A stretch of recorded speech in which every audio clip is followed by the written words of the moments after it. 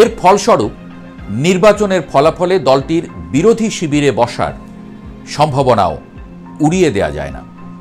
বিশ্লেষকদের মতে এটি একটি অত্যন্ত দূরদর্শী কৌশল হতে পারে।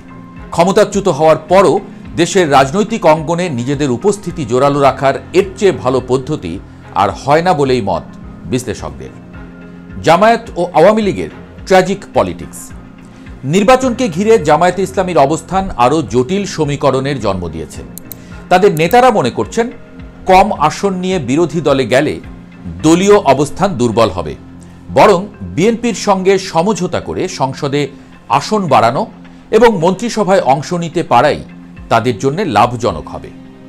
তবে সবচেয়ে বড় কৌতুককর পরিস্থিতি তৈরি হবে তখন যখন সংসদে আওয়ামী লীগের স্বতন্ত্র এমপিরাও সরকারের বিরুদ্ধে কথা বলবেন।